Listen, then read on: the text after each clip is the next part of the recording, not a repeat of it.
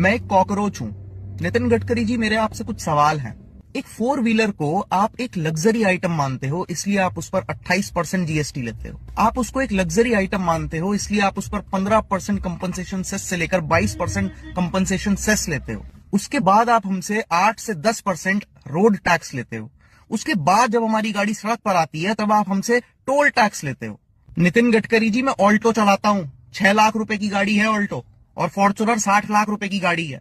एक टोल पर फॉर्च्यूनर वाला आदमी और एक ऑल्टो चलाने वाला आदमी बराबर टोल देता है। ये कहां का सोशल जस्टिस है? इसको आप कैसे जस्टिफाई करोगे?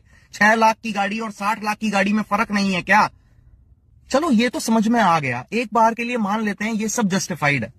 लेकिन जो येलो नंबर प्लेट की कार है, जो टैक्सी ड्राइवर्स चलाते हैं, आप उस पर भी 28% जीएसटी चार्ज करते हो। आप उनसे भी 15 से 20% कंपनसेशन सेस चार्ज करते हो। आप उनसे भी 8 से 10% रोड टैक्स लेते हो। आप उनसे भी टोल टैक्स लेते हो। वो अपने मन से टैक्सी नहीं चलाता है, वो इसलिए टैक्सी चलाता है क्योंकि आप उसको रोजगार देने में फेल हो गए। आपको उसको सब्सिडी देनी चाहिए थी, लेकिन आप उसको GST, compensation cess, road tax, toll tax के नाम पर लूट रहे हैं।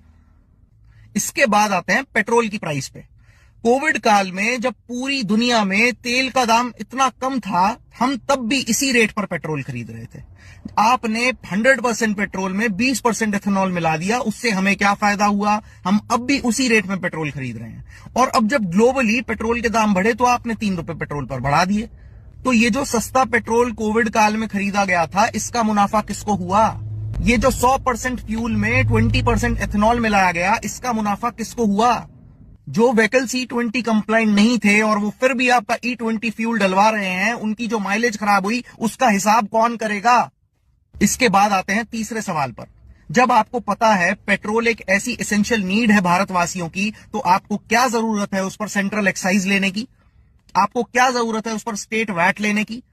As a member of Cockroach Janata Party, Mr. Nitin Gadkari ji, I want your resignation from the post of Minister of Road Transport and Highways. You don't deserve that post.